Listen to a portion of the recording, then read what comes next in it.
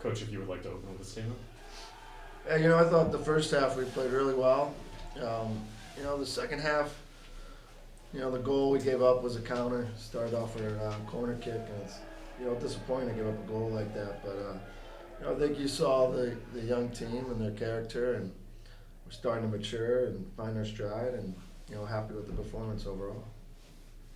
To start off, third in a row, what can you say about what that means to this program?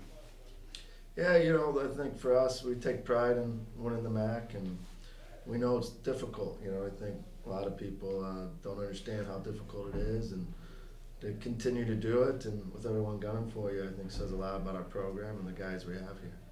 Speaking of the MAC as a whole, all three matches, the team that went down first ended up winning. What do you think that says about how much the MAC continues to improve as a conference? Yeah, I think it just shows that there's good coaches and players, and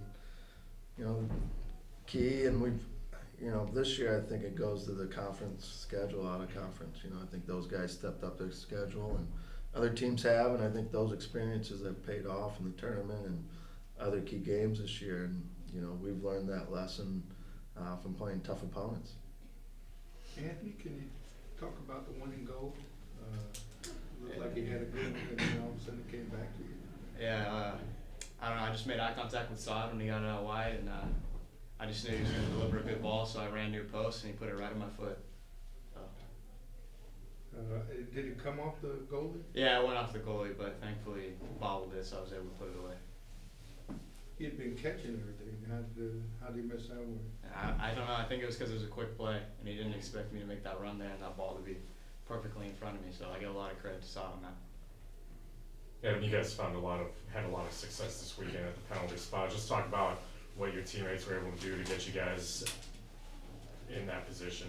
Yeah, as we said the other game, it's just hard running in the box and just believing that we could get to the ball and get those chances. And credit to Clint today, as Sam and Sean did at the other game. They just believed and got there first and took a touch and just got the contact. Going down 1-0, Coach, just talk about, there was only about 28 seconds. Talk about what the mindset was after going down 1-0, after you guys controlled the ball pretty well heading into that.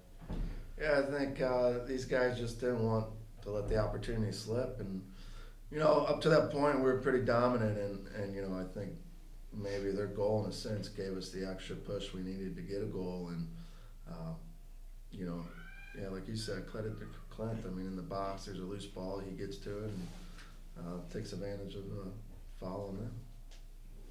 Coach, potential to host a game here this upcoming week. How do you prepare for the quick turnaround for an NCAA game?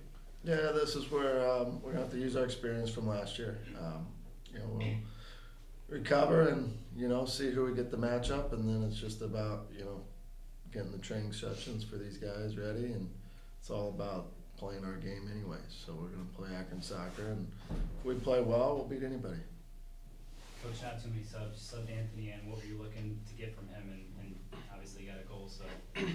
Yeah, going into this game, I kind of looked at the matchup, and I thought Jesse would help us early in the game, kind of control it and get in the rhythm and get confidence. And then, Anthony's been playing well of late, and I thought we could use his size and another guy on the right.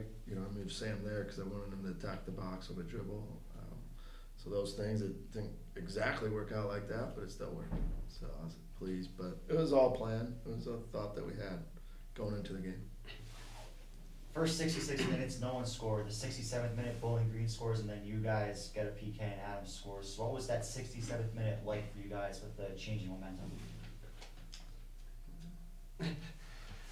As we said before, Bowling Green came out and just scored that goal, but we knew we were dominating the whole game, and we knew that our game plan was working. I think, as Jared said, that their goal just pushed us to. We didn't want it to slip again, so I think that goal just got us going even more. And as you saw, we went down the field in a minute and got the penalty kick. What's your main strategy in those situations? You're 5 for 5 in the year in PKs, and you seem to make them when the team really needs one. I can't tell anyone. Top secret. It's just. We train them all the time. It's just the confidence to go up there and just put them in the right spot. Coach, the first game of the year was Maryland. I believe you started 9 freshmen. So how have you seen progression of your pretty young team over the course of the season? Yeah, I think, you know, when you play young guys, you gotta sometimes allow them to make mistakes and learn from them and, you know, find the balance between pushing them and building them back up. And, you know, I think you see it at the end of the year, you know, we're still trying to figure out which one's the right matchup, but they all can play, they all have talent, and it's, you know, for me, it's just which one's got confidence now. Coach, you spoke with Jesse a minute ago. It looked like he had scored in that second half. What was the explanation? Offsides or was it a foul? Sean dribbled out of bounds, ball went over the end line.